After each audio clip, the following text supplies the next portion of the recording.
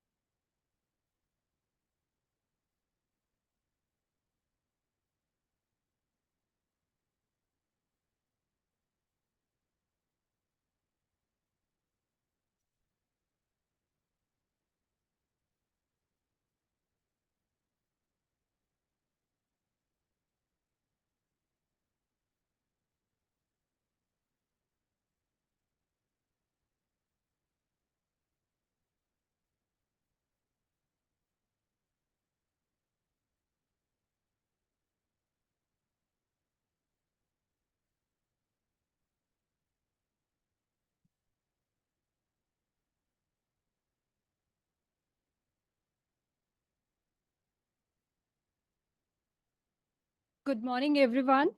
Honorable Founder President, sir, esteemed guests, respected Anita Gupta, ma'am, Dr. W. Salvamurthy, Dr. Neeraj Sharma, sir, Dr. A.K. Singh, sir, and valued colleagues.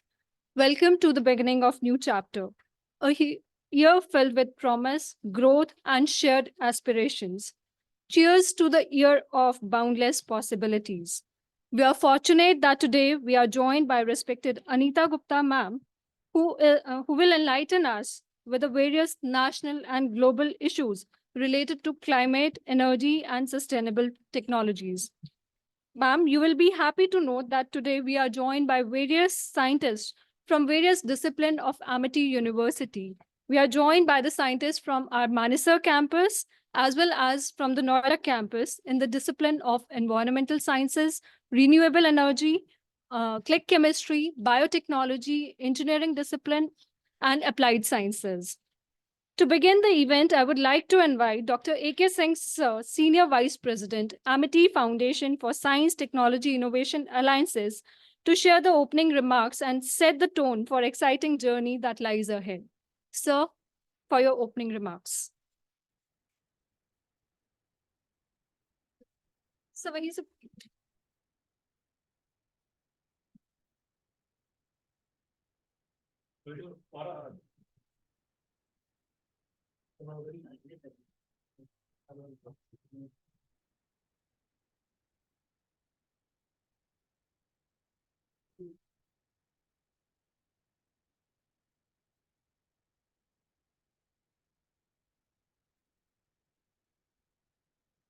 Namaskar and good morning to all of you. Dr.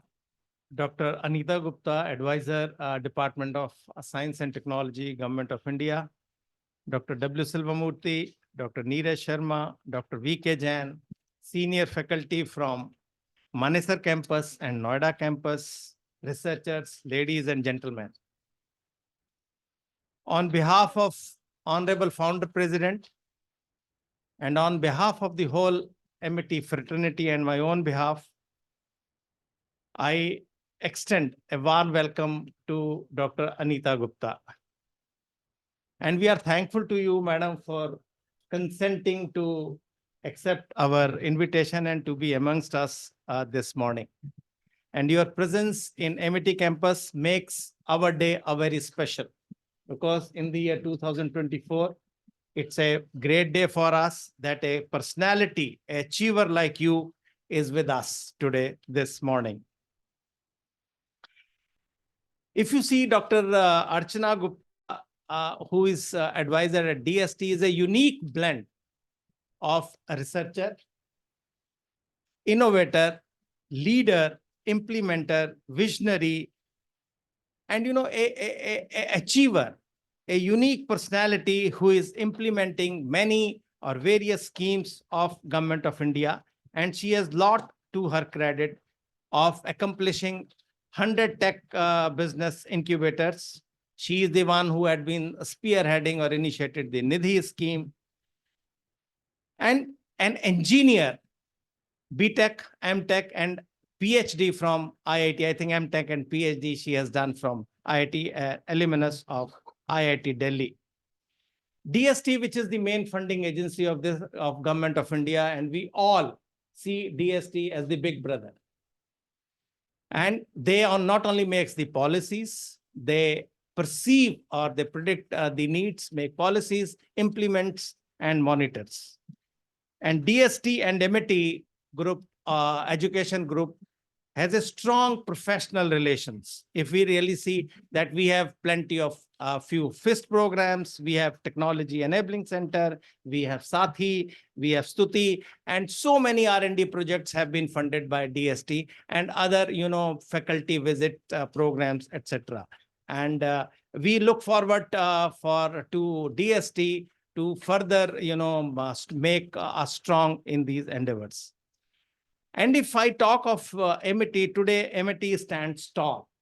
And Amity has unparalleled in terms of structure, in terms of volume, in terms of quality of research and education, the philosophy on which we work, the outcome, the processes which we have, the enabling agencies or directorates we have, the ecosystem for R&D which has been created is unparalleled. And if I share some facts which are the testimony, what I said, in terms of courses we offer about 300 courses.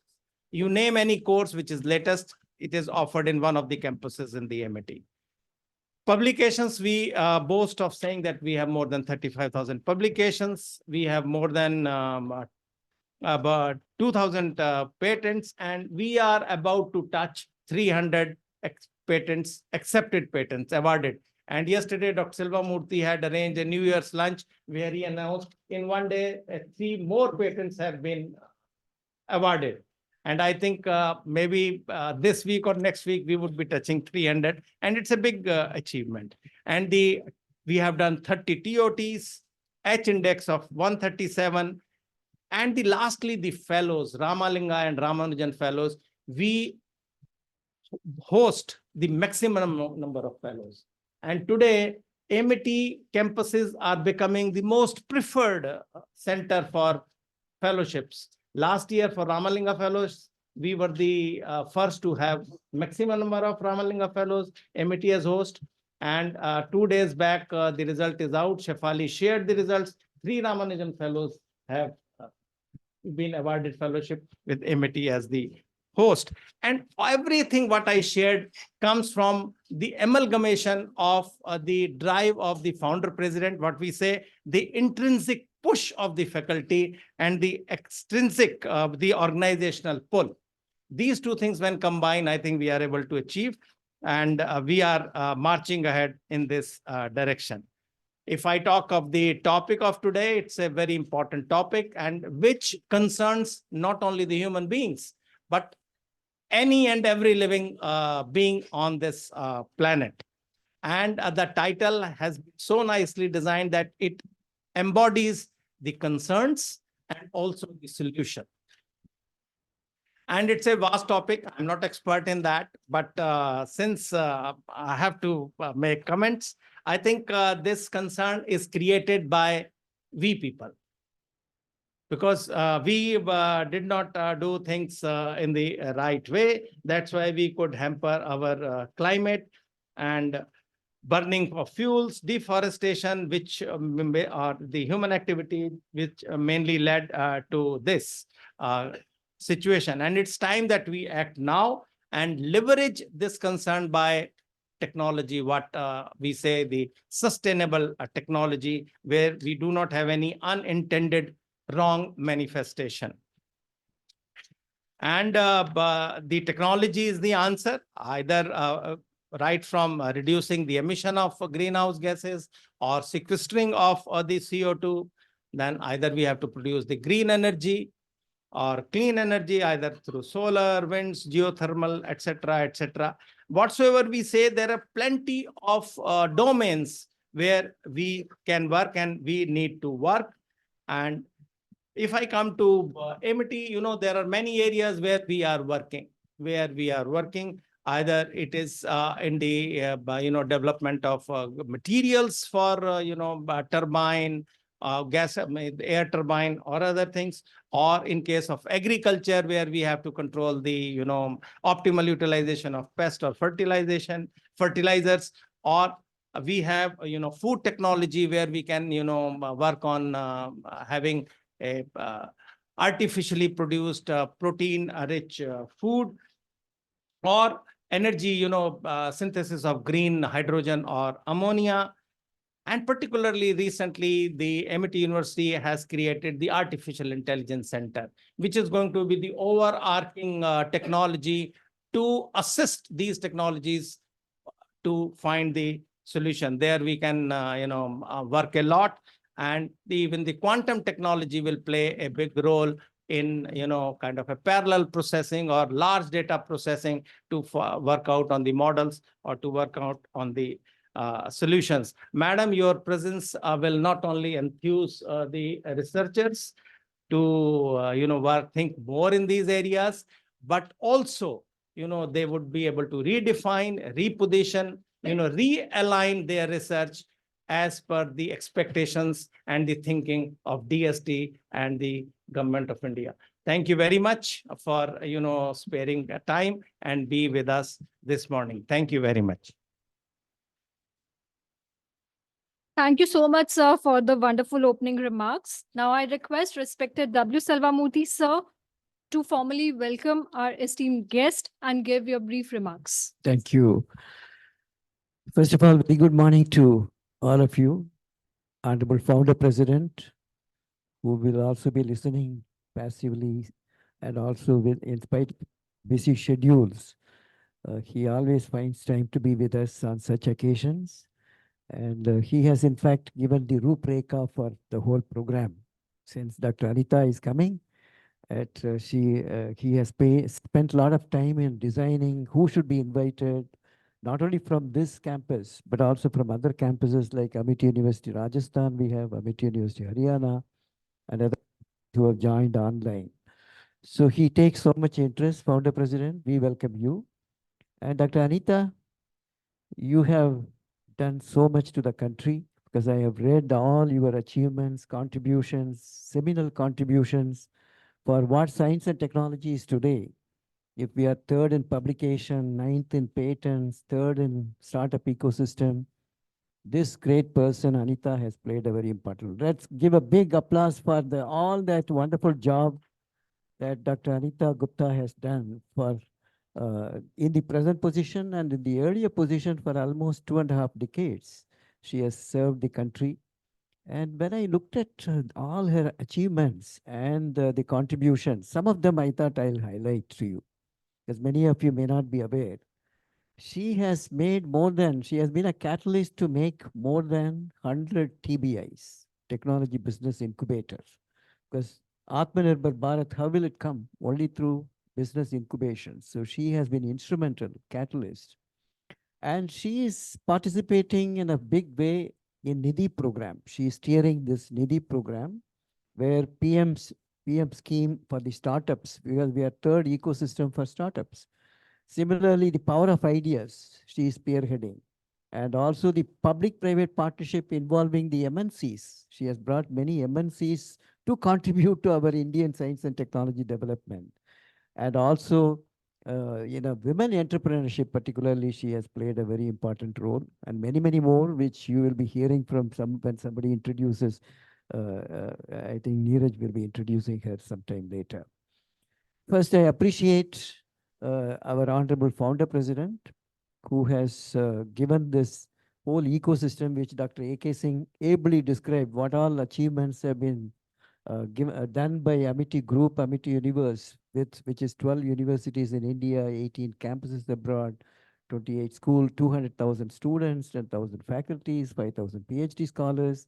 So all this is creation of one man, Dr. Ashok K. Chauhan, ably supported by the trustees as well as all the members of the Amity family, all these people who are sitting here, who are in various campuses, they have made this. So let's give a big clap to our founder president and the chancellors and the trustees who are doing this great job for the humanity.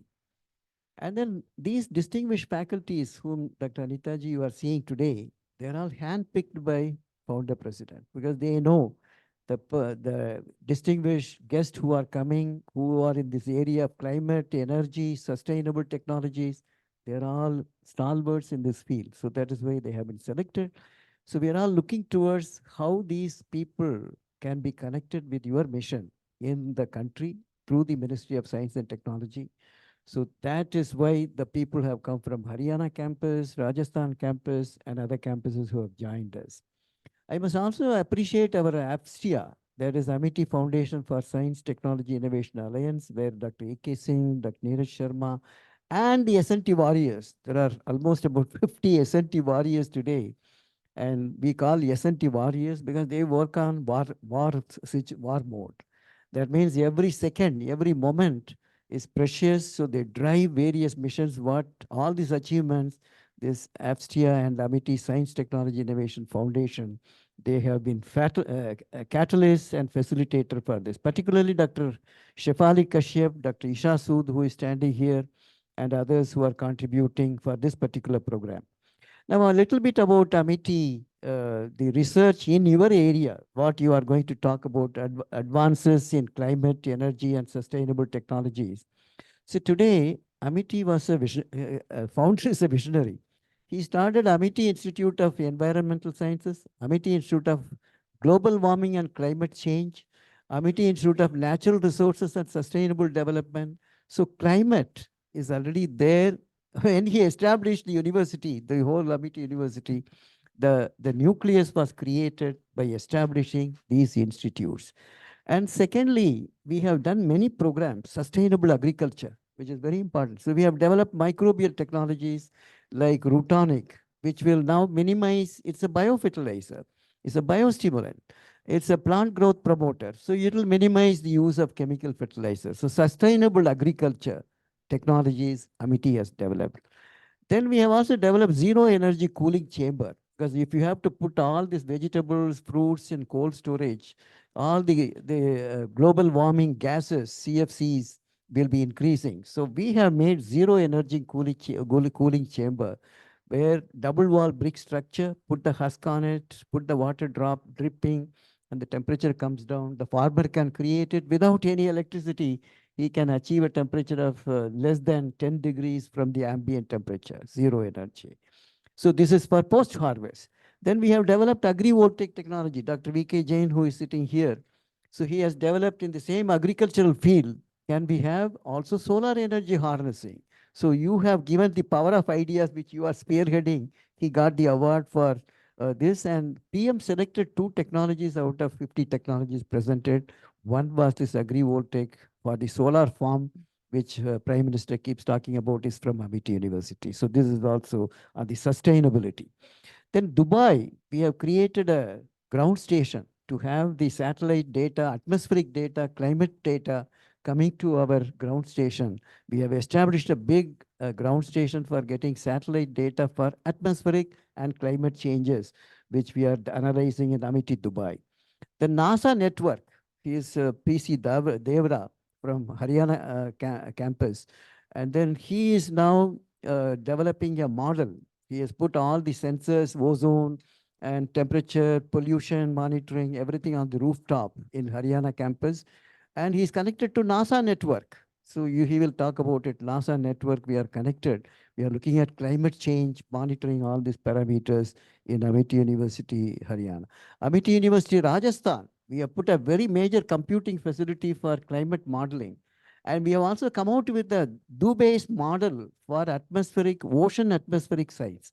Ocean atmospheric science, we have created, Amity has created a Do-based model, who was earlier the director of IIT Kharagpur. He was vice chancellor in Amity University, Rajasthan, Jaipur.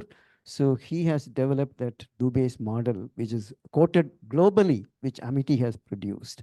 So this is another one of the climate. Then with regard to the AI application, we have developed a very strong artificial intelligence center, and which 60 petaflop is the computing capability, 60 petaflop. And Chancellor Dr. Atul Chauhan himself is directly monitoring this program, where we are trying to look at projections, where we will reach in climate change if we apply these measures for mitigation, how we can mitigate, so we can do all this modeling in our AI center.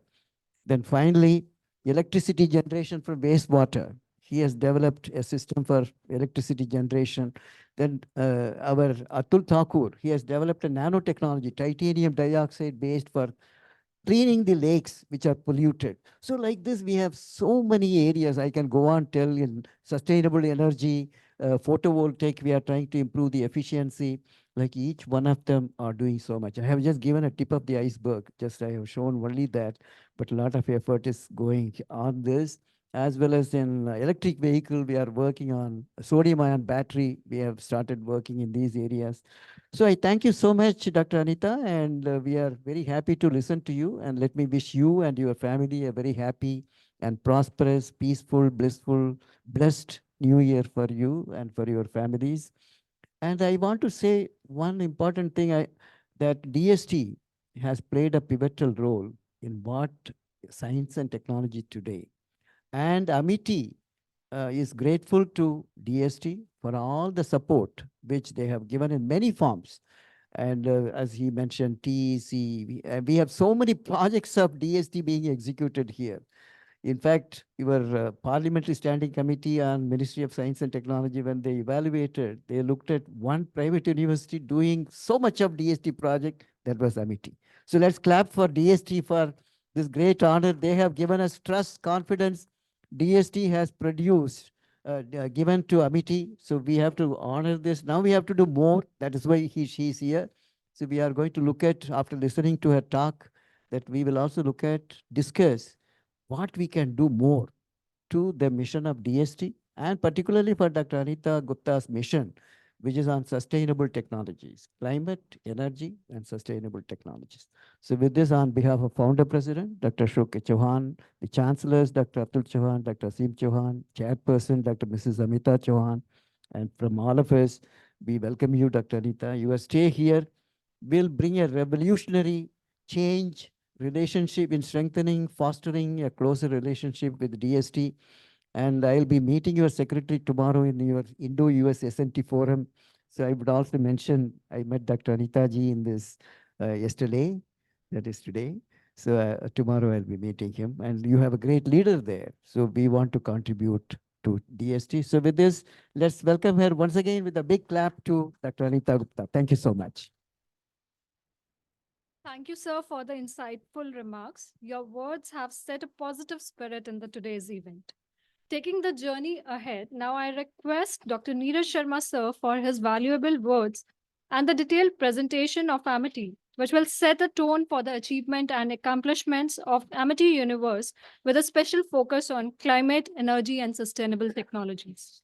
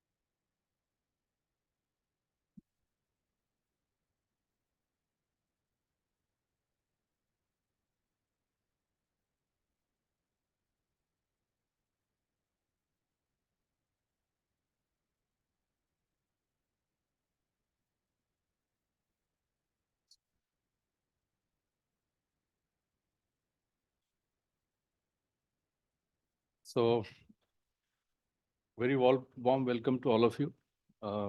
Honorable Founder President, who has been listening to all of us, this program, this event. And as Dr. Selvamurthy mentioned, that he went into every detail as to who should be invited here. And we specifically talked to him that it's going to be a very focused discussion and presentation. We don't want to make it a general kind of a talk by Dr. Anita Gupta.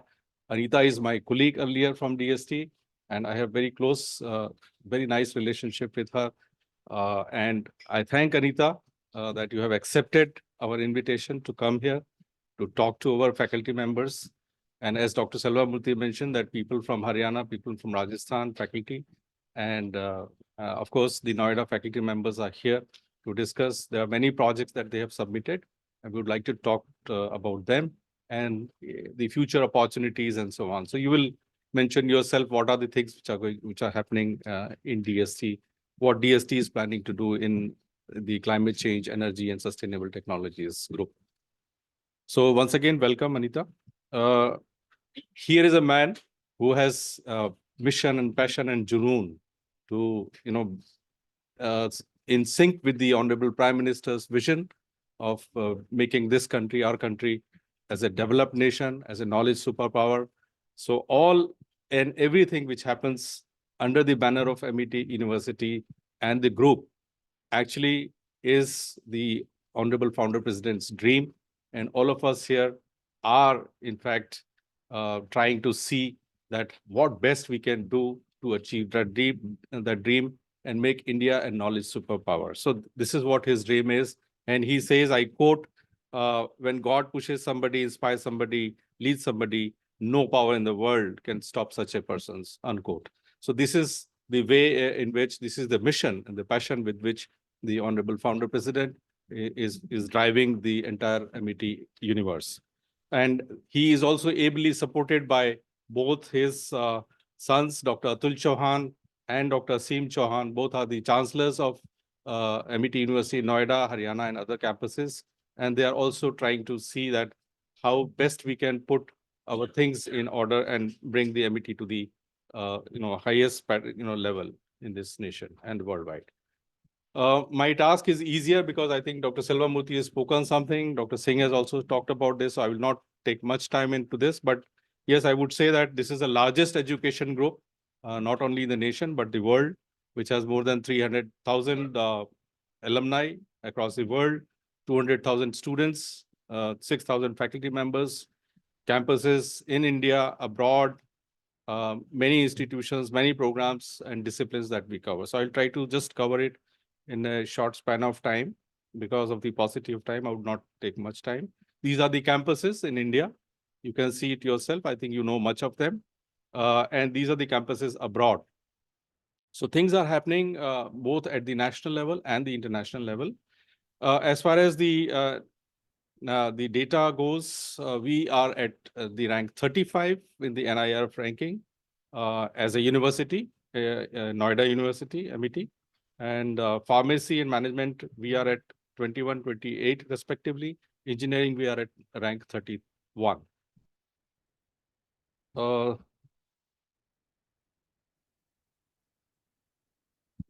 voice is not coming here. We also received an award, a national award, intellectual property award in the year 2020 as the top Indian academic institution. A reflection of Amity's commitment to research and innovation. So we received an award of a maximum number of patents and commercialization in the year 2020, and the Honorable Founder President received it. Mr. Piyush Goyal, who is the Minister of Commerce, he actually delivered that award to us. We have a large number of programs that we offer here, 150 plus, and some of them which may interest your activity, your work in the DST includes the natural resource and sustainable development, solar and alternate energy, then waste management, and technologies related to applied sciences and research, advanced materials and technologies. So some of these programs which may interest your work, your activity in DST are these, but there are many other programs apart from them that the university is offering as courses.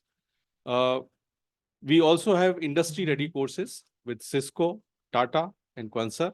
The basic aim is to, make our students industry-ready, and what requirements the industry has for the students. These are all curriculum-based programs, which these industries are partnering with Amity University, and we are offering courses on that.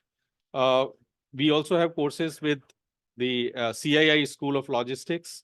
With DRDO support, we started a program in defense technology, which is, I think, I must mention here that to fulfill the vision of Atmanirbhar Bharat of the Honorable Founder President, the Honorable Founder President here of MIT University has given a task, and he taken it on himself. And this course of defense technology was started, and it's a very successful program here. With the help of DRDO.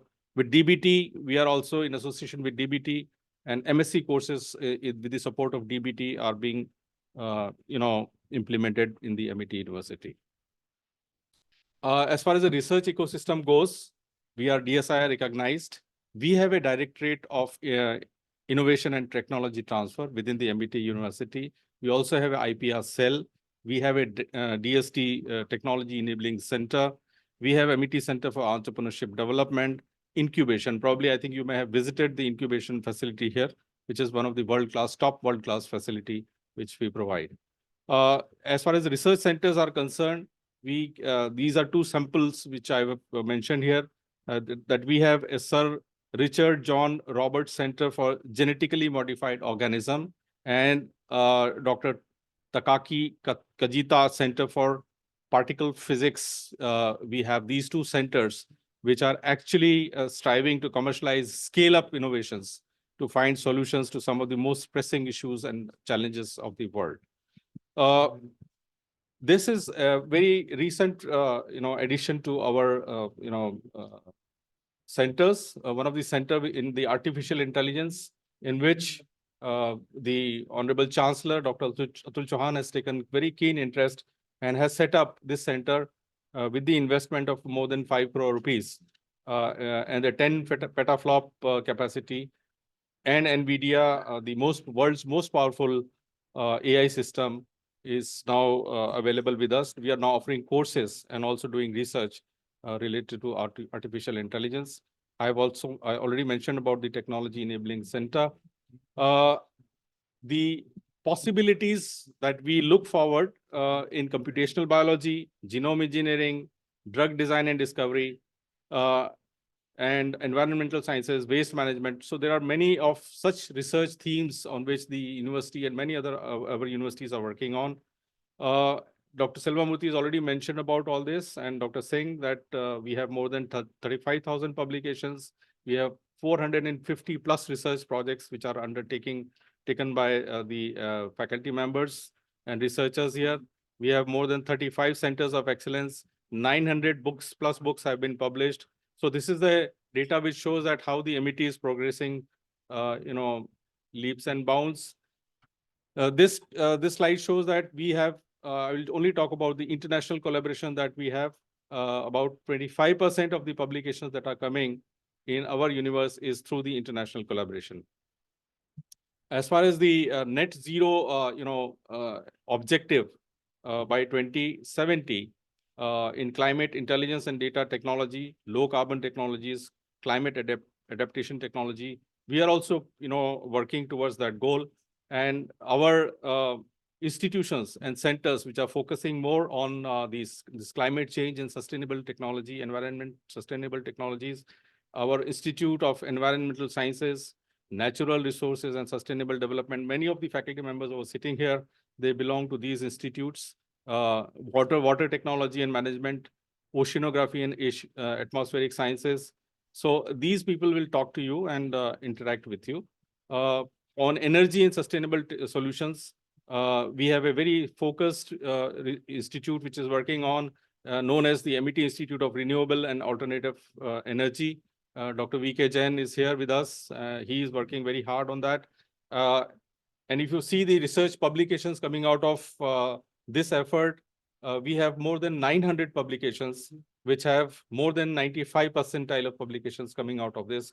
Prominently speaking, these are some of the areas or research topics in which these 900 publications have come, including the energy, electricity, batteries, lithium alloys, etc.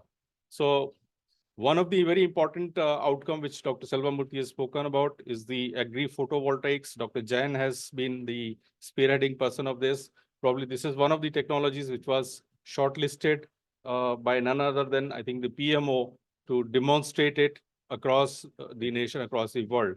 So this is how the technologies and the issues and challenges we are working on. Also a low-cost, pocket-friendly and reusable water purifier using silver nanoparticles. Dr. Jain and his team is working on that. He has developed this technology. As Dr. Singh and Dr. Selvamurthy mentioned, there are more than 40 Ramalinga and Ramanujan fellows working with us. Some of them are sitting here. These are all esteemed people over here. Dr. Saika Datta is sitting over here. Dr. Milan Bera, Dr. Sucheta Sen Gupta, Suman Majumdar, Dr. Nayak, Dr. Sahu. These are all people who are working with us and trying to see that how this research ecosystem in this MET University, can improve. And they are working on a lot of projects, research projects. And what Dr. Singh also mentioned about 3 Ramanujan fellows, which recently been chosen the MET as their host institute. 2 of them actually are working in green energy and semiconductors. So they would be joining us very shortly. And Dr. Shefali and her team are working very hard to, make them join us as quickly as possible. As far as the commercialization, taking place, lab to market, there are several technological breakthroughs. I talked about agri-photovoltaics, but there is a Rootonic, which Dr. Selvamurthy spoke about, to enhance the growth of the plants and, reduce the abiotic stress in the plants. There are other, in green energy devices, hydroelectric cell. So there are many examples like that. We are working on technological breakthroughs and taking the technology to the markets. Here also you see one very important AI-based identification of person using physiological parameters apart from others. This was supported by DRDO and one startup company is already there. Shivani Verma, Dr. Shivani Verma sitting here. So she is handling this. She is a promoter of that particular startup company. So like that, the entire universe is working towards not only research, but taking research to tech, to lab to market, lab to commercialization, and so on. Just 1 minute. Yes, please. The startup founder has given a great privilege to our faculties. He wants to create 200 faculty millionaires. That means they have to become rich and become a millionaire, not just lakhpatis. So for which one is they can be a faculty, simultaneously they can also be a director of a company. So this provision nowhere exists today. They have to take either leave, sabbatical. So this is one provision. Parallelly, you can be a faculty as well as owner of a industry or a company or a startup. The other one is Amity also gives venture. If you have a brilliant idea, the Amity Venture Capital, Mr. Amol Chauhanji looks after. He is one of the youngest son of Dr. Ashok Chauhanji, founder president. So like this is one of the initiatives, but he wants to have 25 faculty startups this year. So all of you please, and some of them are already now planning and some of them are registering. And so you have a great opportunity and we will take guidance from Anita ji also to support guidance. There's a lot of funding scheme government is giving at central level, state level, it is available. So she will be mentioning since she is promoting entrepreneurship startups. So you will highlight some of the opportunities for the startups. So we want more faculties to become also startup. Thanks for interjecting, because Anita actually originally is a startup person or incubation person. She has been in the game of entrepreneurship innovation for many, many years, more than I think 2.5 decades, before switching over to the this particular energy domain. I was trying to talk about the MET contributions, and the infrastructure that the universe has created is more than 100 high-end equipment are there in our labs. More than 30 crore R&D infrastructure investment is there. AI, we have recently invested about more than 5 crore. And there are more than 30 high-end labs with the universe. These are some of the research cutting-edge tools that we have in our labs. As far as the ecosystem, startup ecosystem goes, in the MET Innovation Incubator, there are large number of graduate incubatees, resident incubatees, and virtual incubatees. So all three models are working here, and more than 200 business ventures have already come out of it. They have taken birth out of this innovation incubator, and about 4,000 employment has been generated. Now, what we are looking for from Anita, your presence here, we are looking for some of the very targeted, focused way topics on which we would like to discuss. Of course, once you make a presentation, we would like to request each one of the faculty members just take 1 or 2 minutes. Maybe I think we'll request the head of the institution first, so that they can cover up the entire gamut of their institution and so on, and request them to talk about the projects, and if need be, then we can also talk individually. But please take care of the time limitations, because she has to leave by latest by 2 p.m. and we have a limited time frame. So she has to make a presentation first. But our request, Anita, would be that we would be requesting you to give a little focus more on the BRICS, the multilateral projects on climate change, adaptation and mitigation. Probably this may not be your cup of tea, or maybe your cup of tea, I do not know. But if that is the case, or you can talk to DST, somebody who is handling this. Of course, the CETP joint model, I spoke to you earlier about this. I think Nilima is handling this particular call. You can talk about this call, because one of the projects have been submitted by our faculty members from Haryana. Haryana, they have submitted a project proposal. So this is one very important call with Indo-EU call that we talk about this. Then Indo-German 2+2 grant-based on waste and wealth management. Now, this probably may come under your domain or maybe some other domain, Praveen's domain. So I'll speak to Praveen, but you can also talk about this. This is a waste to wealth management. This is another call that our researchers have been, targeting to through the projects. And then in DST, Indo-US grants on thematic areas like energy management, climate change, and sustainable technology. It is your area, your domain. You can much detail, you can talk about it. And of course, the other international, bilateral, multilateral, like this is a multilateral grants on energy, climate, and sustainable. So maybe these are some of the topics that we would like to discuss with you. Your presentation, you would like to little focus on this, if possible. Otherwise, in future also, we'll be in touch with you and talk to you.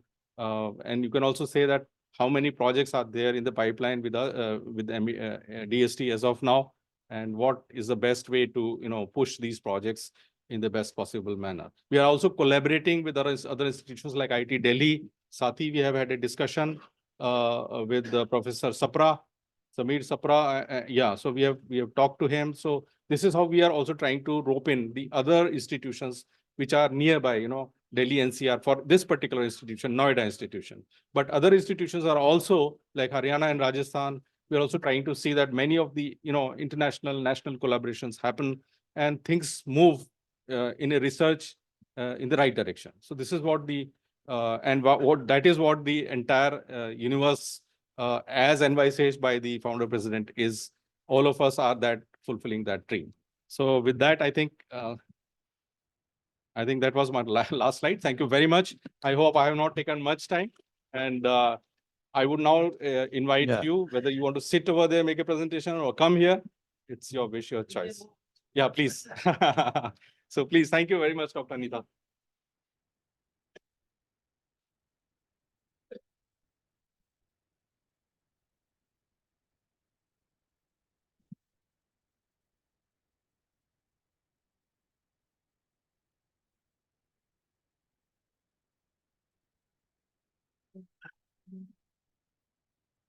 Anita ji, incidentally, my younger daughter's name is Anita. So as soon as I saw Anita is coming, I thought my daughter is coming.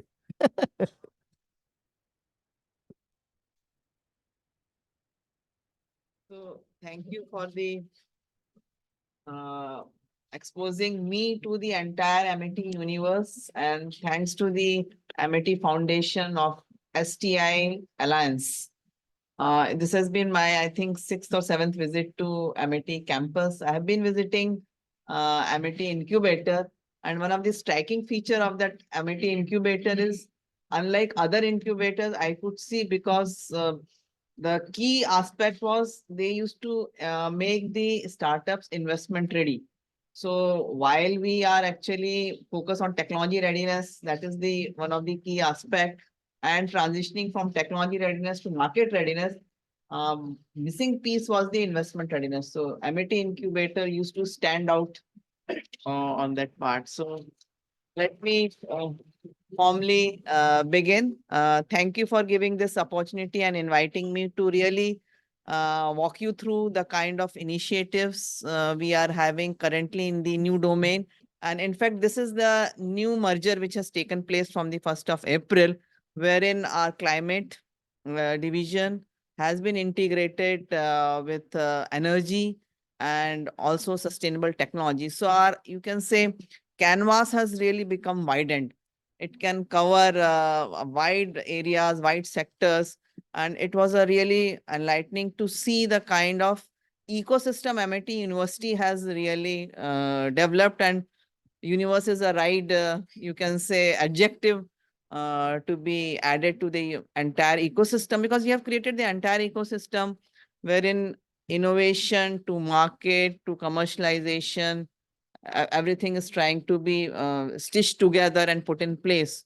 So this is, and good to know that Asia's, you can say, the largest network of steered by a private, through a private entity outside the government domain. And they have really, in terms of impact, also they have delivered in terms of NIR ranking, the kind of technologies have been brought in, the kind of, you can say, recognition which Amity has garnered so far. So I think everything is, you are approaching and targeting in a right direction, and the roadmap and kind of resources you have amassed, not only the infrastructure, but the critical expertise and resources you have tried to build in. I think this will take you further forward in realization of whatever dream your founder president has set up for the Amity. So I think warm greetings from DST on this occasion. and also a New Year greetings to one and all from the Amity family. So let me just quickly walk you through 1223. So I have about half an hour. Okay. So this is the new division CEST in the department. Uh, Let me quickly share with you the timeline, the way our activities rolled out. We started off in the 2009. I think Dr. Jen, were you involved when we started off with the solar energy research initiatives? So that was the time. Climate change was 2010. Then smart grids, building energy efficiency. So I think from 2014 onwards and precisely 15 onwards, we had multitude of programs which got really pulled in within this division, which was erstwhile known as technology mission division for energy water. So these were the two focus areas in our division. Then we started off with the clean coal, hydrogen and fuel cell in 2018, carbon capture technologies in 2019. And we have been actually driving mission innovation, although we have been a part of mission innovation since the founding days. Our PM had actually coined this term mission innovation to catalyze the R&D investment in the clean energy domain. And all the member countries, there are 24 odd member countries, which are responsible for 80% of carbon emissions. So they have been actually, it's a voluntary activity, but they have been the various governments represent in this mission innovation, and they are directed to fulfill various voluntary obligations to bring their country on the pathways of decarbonization. So that's the intent. And with the new division now, EV has also been added to our portfolio. And since it's sustainable technologies, what we are missing is also focus on the circular economy. So going forward, that would also be our intent to really integrate, because we want to really have the optimal utilization of resources with minimum wastage. So circular economy is also going to be our key focus area, and we are working in those directions. So what really drives the whole nation in the path of you can say clean energy pathways and energy transition is the 5-pointer agenda. We call it Panchamrit. And India has to really achieve overarching objective is what you have already highlighted is 2070. And 2070, why 2070? Because developed countries have given targets as 2050. Countries who are dependent on fossil fuels are like Russia and China as 2060. But India is also, our coal production, if you see the has really increased, we are increasing. So till 2045, our dependency in the energy mix through fossil fuel will continue to rise. And 45 onwards, we will try to phase down and taper down the dependency on the fossil fuels. So that's how our target is set as 2070 for achieving the net zero. But I think railways, so we have to really target what are the small interventions we can do. Can we make any institute net zero? Can we make any building net zero? Can we make, you can say, an industry net zero? I think railway has taken, the Minister Ashwini Vaishnav has targeted to make railways net zero by 2030. So I think small steps will really lead our nation to achieve and target 2070, which is a very challenging and daunting, you can say, goal to accomplish. But with collective efforts and advancement in various technologies which are required to decarbonize, I think I'll just walk you through what are the areas. I think we will be in a, you can say, better position to tackle various challenges and attain the aspirational goal of achieving the net zero. But these are like, currently our installed capacity of electricity is close to 416 gigawatt. More than 70% is coming through our coal-based or non-fossil fuels, be it like natural gas. So how do we really, and a share of renewables, our target was to enhance it to 40%. We have actually currently we are close to 172 gigawatt through non-fossil fuels. And solar is the biggest contributor in that, followed by wind, then small hydro and nuclear, and all these comes hydro.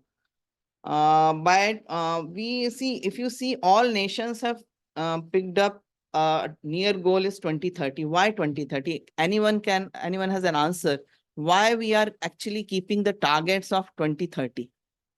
By 2030, we have to do this. 2030, we have to have the transition to e-mobility, at least two-wheelers, three-wheelers, 100% EVs. That is India's target. So why, what is the magical, this date, 2030? Any guesses or any ideas? Or is related to our 5 years, or because 2030 is nearly approaching. So I think this was also yesterday. Huh. Huh. But I personally believe, and also the government body is thinking that is not possible. And India is also not in position to do it. And that is why the target has not come.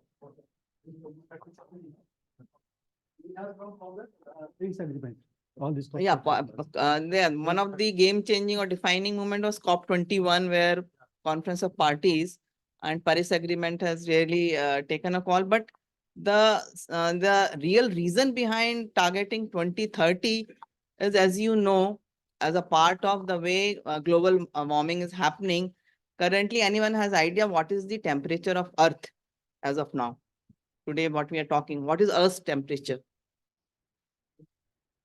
No, our temperature currently is 16 degree centigrade, but like because of GHG emissions and then carbonization, GHG gases are largely carbon dioxide, methane, and then this NOx. These are the main contributors of greenhouse gas emissions. So, so Earth's temperature is constantly rising. And the tipping point is like we have to limit it to 1.5 degrees centigrade. So currently Earth from 16 degree, it has risen to 1.25 degree already. And the International Panel on Climate Change, IPCC, predicts by 2034 it will cross this 1.5. So that's why we have to work in advance, and by 2030 that's how year has been fixed to attain various goals on decarbonization and climate action. So that's the genesis behind how 2030 is the you can say the year and goal where all targets, various countries, the whole planet has to really come up and work. 28 COP28. Now, what is the take by the developed nations on this? Because they are the main culprits. Yeah. The US, the other European Yeah, countries. we have and so on. US and China happens to be the largest emitter of carbon dioxide, followed by India. India is the third largest, but because of our But population. are they in sync with whatever the Paris Agreement or this COP28 is saying? Yeah, they are in sync, but they are not contributing, because even to attain all these targets, billions of dollars are required to really come up with the mitigation plans and strategy. So as of now in COP28, major take was loss and damage funds, like because of because of climate change and global warming, sea level is rising. We have you can say our Earth's temperature is rising, and third is we have instances of extreme events which are now becoming much more frequent. So these three, because in order to counter because of damages which are and losses to life, land, and flora and fauna, $13.7 billion have been committed by 31 countries in COP, and everyone has pledged. There have been pledges how to up the renewable share in their energy mix and reduce the dependency on the fossil fuels. So this was the major climate finance and loss and damage fund and global stock taking of what actions are being taken by the countries. So I think you please continue this thing. We can discuss and talk about it later also. But one thing is very clear that the advanced nations, developed nations have to be on board, Yeah, without which, because they have been also, putting pressure on the developing nations so they have been. and trying to put, a question mark on many other things, Yeah. For example, the cattle that we have, they say कि आप तो methane ज़्यादा generate कर रहे हैं यहाँ पे, and things like that. So this we can talk later, once you make a presentation. So I've just also share about what are the key focus areas. These are our focus areas where we are adding two pieces are missing in this our offerings. So one is I shared about the circular economy we have to add, and the EV part we have to add. Let me just quickly share about what we are doing in the climate change. So in 2008, based on the IPCC report, Government of India decided to come out with a focused interventions, and they constituted 8 national missions. And recently 2 new missions have been added, that is on human health and on the coastal ecosystem, because India has a large coastline, touches 9 different states, and there is a strong correlation between the climate change and how it is impacting the human health. So in all, we have 10 missions. The red ones, National Mission for Sustaining the Himalayan Ecosystem, wherein about close to 11 states, Himalayan states and UTs are being targeted. These 2 and National Mission on Strategic Knowledge for Climate Change, DST is the lead body and nodal body, a department leading these 2 missions, whereas others are distributed across, and these missions are quarterly monitored by PMO. So we have to really present all these reports, so that on strategic Himalayan, like we are supporting lot many research. This all entire work we are focusing in the climate is related to climate research, climate modeling, wherein for Himalayan ecosystem, how it could be sustained, how it is impacting and even the glacier study. So these are our focus area. University of Kashmir, and we have a very dedicated, first of its kind glaciology lab we have set up, and they are using startups which are promoted by our this like Sign Idea Forge for surveillance and gathering the data. Drones are being used. So state of the art facilities have been created at various universities who are in the Himalayan region, who are falling in the Himalayan region. And capacity building, human capacity building, one of the key aspects which we are focusing, and even addressing climate change with the region specific modeling, adaptation. So what we have done so far, we started off in 2010-11, where you can say we prepared a you can say base document, how will we administering the entire mission, what activities will be taken up. So we have created Center for Excellence in both the strategic knowledge. We have many, 13, including most of the IITs.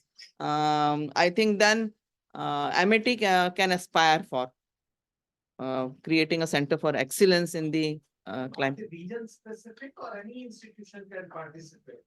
No, they are not region, but it's a good mix. For strategic knowledge, it's a good mix, because it is largely focused on studies and research domain, like I visited Kasam. Yeah. Actually, I was also involved. Acha, okay. JNU is also one of them. JNU also got the project from the Prime Minister Mission Board project. Okay. I again approached to the DST of when I joined the Amity University. I was in JNU earlier. So when you were GNU, there we had a different program on carbon Yeah, yeah. sequestration. So when I approached from Amity University, Mm. then I discussed with Susila. Sushila Negi is was the Ah, person. and she told me that you are not entitled. My project, you are not entitled. Mhm. Your project is not there. So I believe that still we can try for that. I wrote mail to the madam also, the environmental science. Who is you are there? Huh? I wrote to her also that you approached to Akhilesh Gupta ji or that one, Mm. and we can jointly we can do together. So still there is a possibilities, and Mhm. please consider us Amity Okay. University for a center. So the way in the climate vertical, we have a very different approach of Yeah. first the concept note is prepared. whatever you want to do, you have to first, Maybe that was the huh. problem with me. when I said- Unlike others where you have to directly put in where there's a call for application, you have to merely apply as per the application format within the deadline. But here we invite for first concept note. Concept notes are considered at our expert committee. If it is approved, then a full proposal is invited. So at a two level, you have to come and defend the. I suggest the following, let her complete her presentation and then we will come You back can to the jot down discussion, what we'll are talk the to her. areas of interest. So please Then we continue. can, please. yeah. Yeah, so Because later on we follow it on. so actually, as a part of all these studies, we have tried to really out of 766 districts, 690 districts have been mapped in terms of climate vulnerability, and risk assessment is also going on. And that has been completed in entire Himalayan states. For non-Himalayan states, we'll be doing it. So database of hydrometeorology of watershed. So it has a strong, you can say, bearing with agriculture, health, which we are focusing on, and also on the disaster management.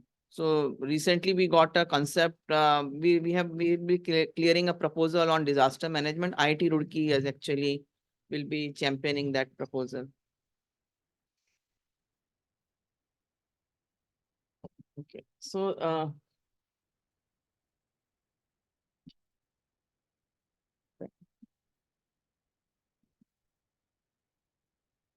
yeah, so as I told, because our dependency on fossil fuel is so much, we have to come out with technologies. How do we really capture the already emitted carbon? So some of the major contributors of this or emitters are hard to abate sectors, we call it. It's a power plants, it's a steel, it's a cement. So we are focusing on how to really establish carbon capture technology so that whatever they are generating in their processes could be captured and utilized in multiple ways, whether it is utilized for various, you can say, chemical production or even in fertilizer or whatever. We have a little focus on the storage part, which is usually happening at subsurface. Some of our centers at IIT Bombay, we have given two centers, one at IIT Bombay and another is at our own institute, JNCR at Bangalore, which are National Center for Excellences in Carbon Capture Technology. Third one, we are giving to NEERI CSIR lab at Nagpur. So these three are the Center for Excellence in Carbon Capture Technology. Here also we have actually, if you could see last two slides, ACT is advancing CCUS technologies. There we had international joint collaborative projects, and the now ACT is now rechristened as a CETP call. Current, I think we have invited preliminary calls only. That CETP you said you had applied for? Okay, okay. Last date, I am not really sure it's Actually, already over now. So we have not analyzed how many proposals have been received so far. Take the decision for the. Okay, yeah. So that was a pre-proposal call. So it is on the same lines. First you prepare the concept note of pre-proposal. If it is found, because it will be sent for a set of, you can say, preliminary review. Once we get that, you can say, final, then the pre-proposals will advance to second stage where full proposal will be invited. Then again, For that last date is 27th of March. mm, Before that, February 27th, we have. yeah. So this actually we have so far invested close to 42 crores in CCUS program so far. And in most of the programs where we have a dedicated officer who is looking after.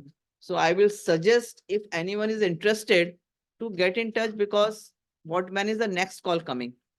So to have the calendar of calls, so you have to prepare and then you can prepare accordingly. What will be the thematic focus area of that particular call accordingly, because each call is usually kept open for about a month. Sometimes if they are not good proposals, we keep on extending it. So that's the usual process. But as you may be aware, because of the new system of fund flow, CNA system, which has taken, everyone is getting adversely impacted by, because fund flow has really, there are so many bottlenecks in the entire process, which we are trying to really iron out. But so far still there are problem. So our core funding is getting reduced because there's so much of balance, reassigned value. Reassigned value is a large quantum. Until unless any institution, I am told within from my division only, there are about more than a dozen projects already funded to various faculties across the entire domain of energy, clean energy, as well as sustainable technologies, which includes water as well. So a dozen projects are already underway. I do not know. We had finished a call for, you can say we have an obligation to utilize funds under SCST. So one call has closed for SCST, where faculty, if it is, they are coming from that category, specific funds are assigned for to be utilized. So that's the one. We are actually promoting and engaging and industry in many of our projects. So we encourage and we will really want to focus more where if you can have at least 20-30% contribution coming from industry sector. So largely it has been so far from the private sector. Thermex Group has been a great contributor.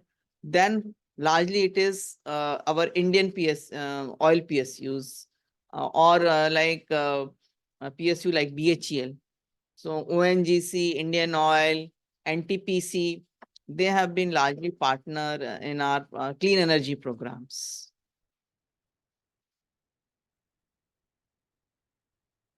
I'm skipping the outcomes because I think your interest is really where you could really align. So let me focus more on the now we have a focus on the clean fuel as well. Coal, from coal gasification to methanol. These are the two projects like where we have created pilot plant facilities. So our intent is, see, unlike SERB, which funds usually basic research, here in our division, we want to really focus on the technology side. So it will be technology development and bring to a level where you can showcase the demonstration at a smaller level. So at a demo plant could be set up. So we have supported such kind of facilities which are in the tune of 20-30 crores. Like at ISC, we have created that facility for supercritical CO2 in power cycle, Brayton cycle, that we have supported. So the big ticket, because our new secretary wants really big programs to flourish because there will be larger impact. If we have smaller projects and sprinkled efforts across the India, you cannot say that, okay, because of this you have done. We are actually, our DST mandate was really to up the extramural funding, wherein through a competitive process, we enable a researcher to come up with a proposal and then, but like that we have done. And because of, you can say the Atmanirbhar NRF, which has now taken shape, at least on the drawing board stage, on the paper, when it comes to action, how the research will be really distributed, how much funding will go and be infused for basic research, how much for the market-driven industry-led research, because industries will be a great contributor in that NRF. So we have to really align with what are the real market needs and how do we enable our researchers to come out with an ideas, and we have to really think of disruptive projects. So disruptive projects wherein there are great ideas where we want to position, be it 2030, be it 2040 India. So all those targets have to be kept in mind. And if there are big ticket items, I think DST will be keen to take forward. along with institute and institute. So today is the time of really, we used to talk of triple helix, where government, institute and industry align their hands to solve a common problem of the nation. And this is the right time because and everyone has to realize the way climate action is really going to take toll in near future. And both in the climate size, energy and sustainable technology will be has a huge role to play in the near future. So I think one should really gear up what other nations are doing.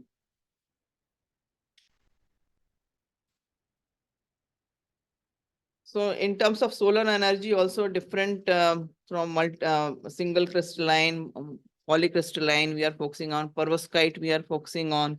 So all these new materials for solar energy. So whether it is materials for solar energy, materials for energy storage, materials is also a big focus area for us.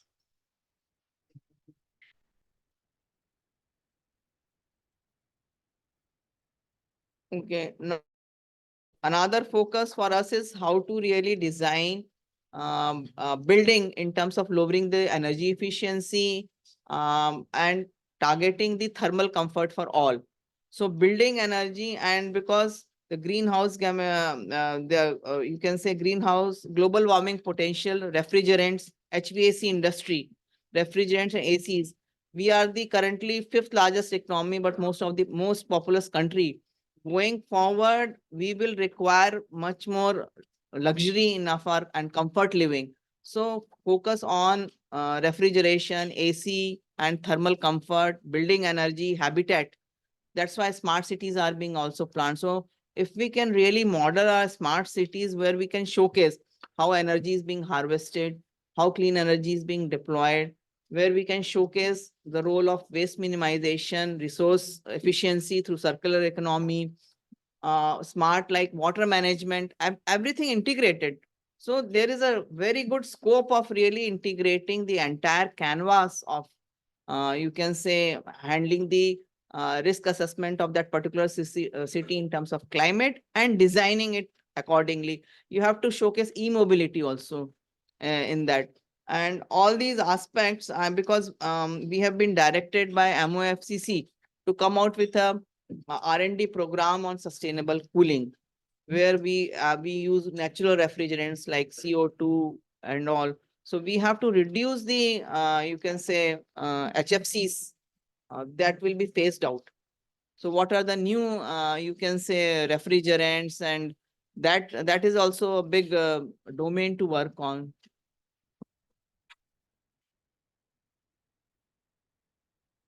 And now, because focus will be on how do we really attain 50% of energy mix through non-fossil fuels. And non-fossil fuels, solar energy, they are intermittent in nature. When they are intermittent, focus on storage technology. What are the storage technologies? How they are integrated with the smart grids?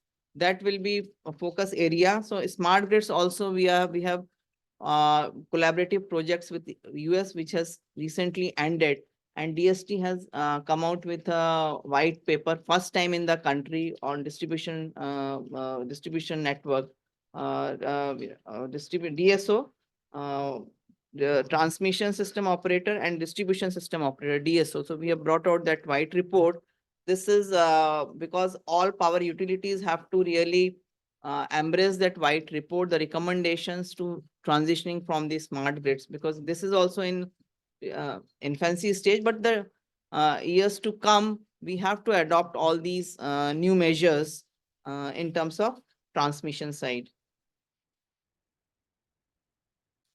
Now comes the another vertical where is a great focus on, I said, new materials for storage. And we have partnered with Canada, where AI has a great role for material discovery. We have partnered under Mission Innovation.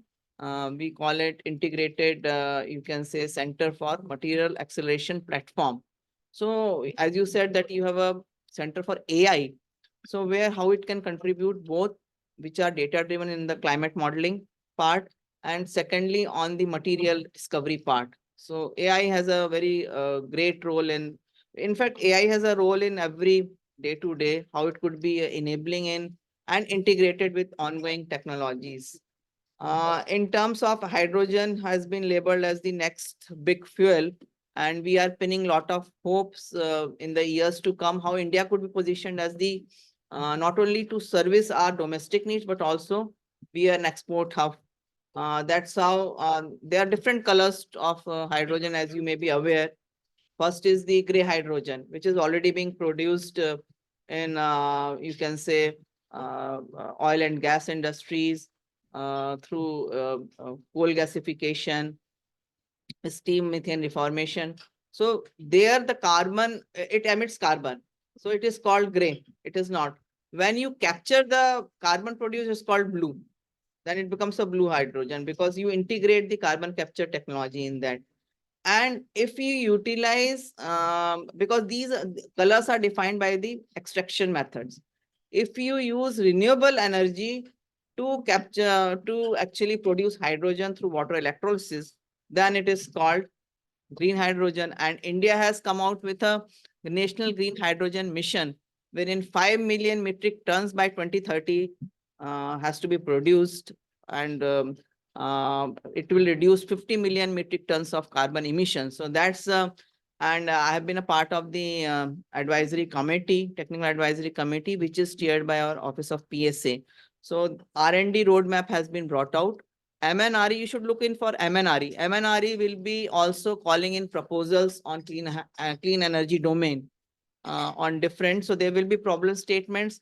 They will be also supporting startups through this. There are 400 crores plus have been allocated for only driving the R&D in green hydrogen. But DST is already doing, and we will be also supplementing all ongoing efforts to really evolve and engage our researchers community, startup community in green hydrogen domain.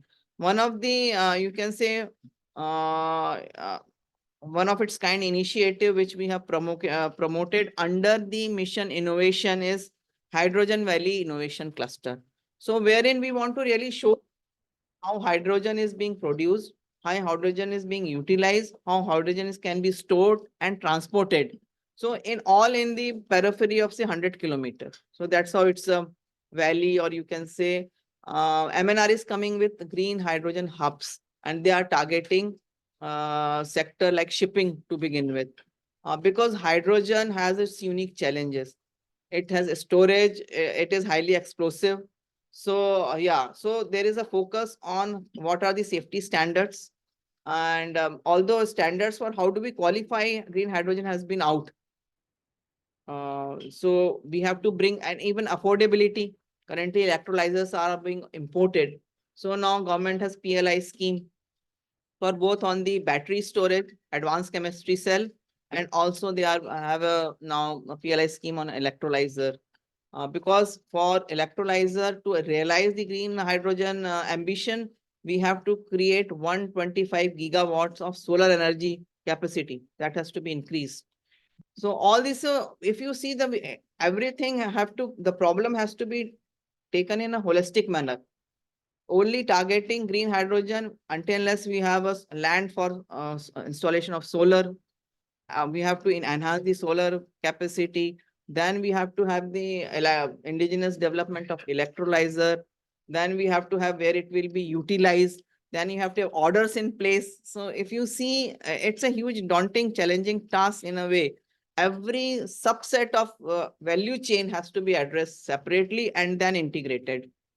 So we have actually shortlisted 8 proposals based on the initial letter of interest, and we'll be shortly finalizing where the valleys will be set up in the country, and the fund size is going to be 30 to 40 crores for a 5-year duration. So one call has ended. So I think MAT can gear up for prepare in advance for next call for Hydrogen Valley innovation, because this will be a sort of future in hydrogen, wherein we have the, you can say, we can see the consortia of entire, you can say, players in this innovation value chain. It will involve industries, it will involve startups, it will involve researchers, So, but before that, we have to have safety and testing of new storage technologies, and all these aspects have to be really look into. Even now, in terms of battery, sodium ion battery, actually, we had heard the news, although DST is supporting many projects in sodium ion battery, KPIT Technologies in collaboration with IISER Pune has come out with a technology which Dr. Mashelkar has really shared with. But to make it to a commercial level, it will take nearly 3 to 5 years, because lithium, although lithium is being imported and cost is prohibitive, there are two challenges. You can say fire, lithium ion batteries catching fire. So thermal management and battery management is a key aspect. So any good project, our secretary has given us clear direction to focus on precision agriculture going forward, to focus on big projects on battery technology, any disruptive technology, because currently one of our institute at AI Institute Archive, which is on materials at Hyderabad, is focusing on lithium iron phosphorus, LFP, phosphate technology.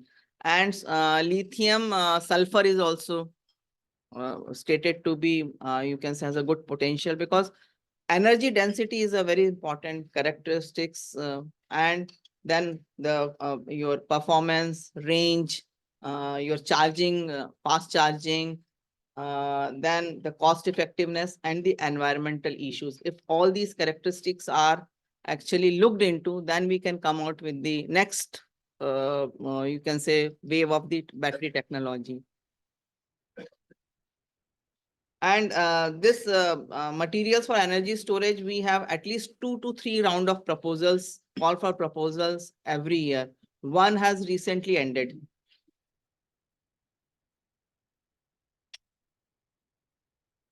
Now, the EV DST has been part of developing standards for charging infrastructure. Okay. And R&D program is underway. Once we release the three white papers on, one on tropical battery, another on the charging infrastructure, another on the power electronics and devices. So after that, we will announce our program, R&D program on EV. Water, I need not dwell. Water is an old program. And under Accelerate program of Mission Innovation, we will be supporting startup, which is also a new program in pipeline. So these are our patents which has come out of this program. I was just going through, I think as an MAT, you should have a resolution how many patents you want to bring. Professor Kamakoti of IIT Madras, he has actually made 1 patent per day.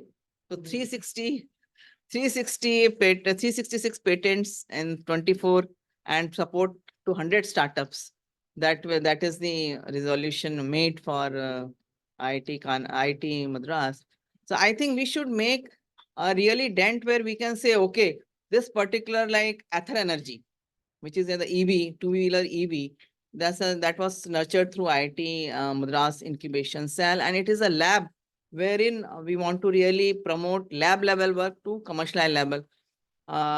Department of Internal Trade and Industry, DPIIT, along with PSA, is coming out with deep tech startup policy.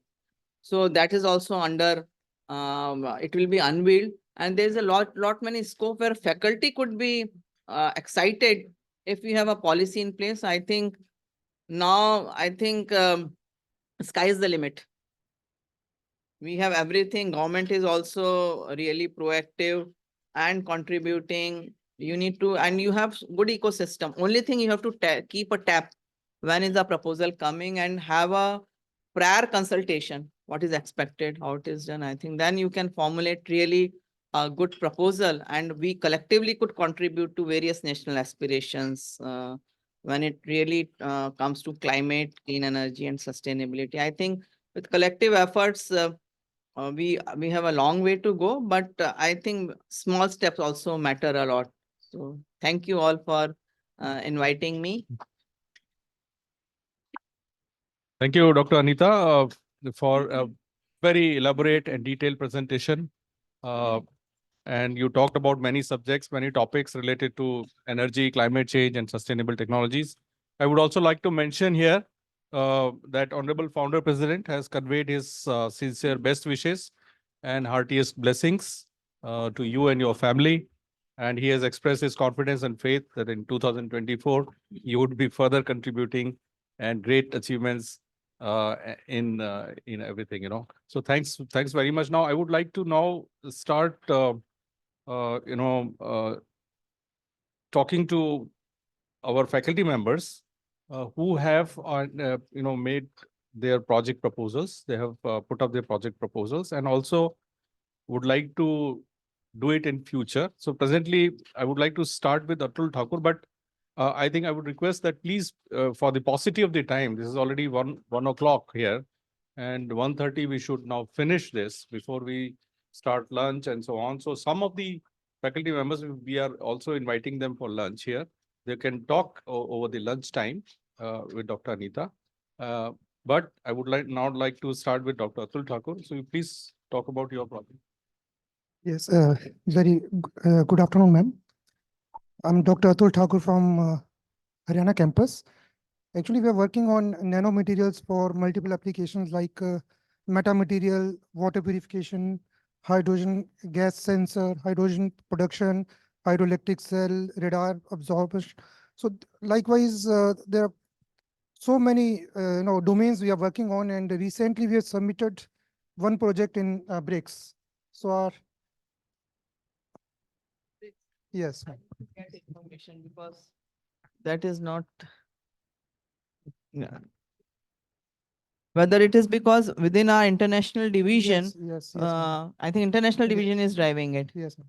Okay, so who is the lead officer from DST side? SK Washington. No, he's heading. Okay, but there may be person who is looking after BRICS. Arindam Bhattacharya, yeah. Okay. And So you can share with me the list Yes, of all this of course. proposal. Okay. apart from this, ma'am, we have also submitted one Indo-Russia project, and Dr. I.S. Thakur submitted one CETP project. Okay. So Yeah. these are from the international. Yeah. Ha, CETP is my domain. Yes, ma'am. Sir can speak also. Okay, ma'am, this project, in fact, related to the hydrogen production Okay. through this methane route. Okay. Okay, and also the carbon capture and the storage and utilization is also the possibilities and Mm. which you can reduce the carbon. Okay, so this project deals with that one. From here in India, myself is there as a coordinator and PI. Niri scientist, senior scientist, principal scientist. Okay. He's also the part of this project. And also Chima boiler is he is looked for the steam reformation and generation so that we can get the hydrogen. So, and also, I will tell you later. So, and from the other side, the European side, we have from the France partner, and he already discussed with the French government counterpart. And also from the Denmark, we have the scientist who is working. I discussed with Norway also because that day Dr. Nilima was organizing the meetings, and I was also in the meeting. So Norway people was also there. Norway was actually the secretariat for that. Yeah. Right. So they were also there, and but some problem was there. So Okay. I removed his name, but maybe we can think about him later. From Cambridge people also, I was just discussing about the steam reformation so that we can get the hydrogen. So that was the things. And my specialization, I told you that I was since beginning 2010, I was involved in the climate problems. In fact, Mission More project. I'm a microbiologist, biochemist, and molecular biologist. So I developed this microorganism for the sequestration of the carbon dioxide. And my carb bacteria, in fact, that sequester for the DVT and DST. DST also project was there.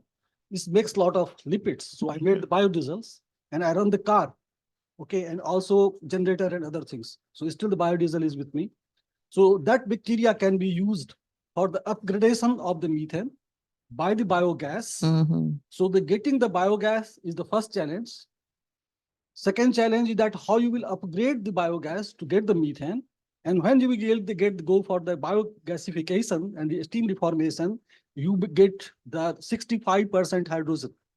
However, when you will get the biological route for the hydrogen production, you will not get more than 6 to 7% hydrogen. I already tested in JNU. And one of my colleague, Venkat Mohan, Professor Dr. Salvamurthy knows Venkat Mohan very well. He's my good friend.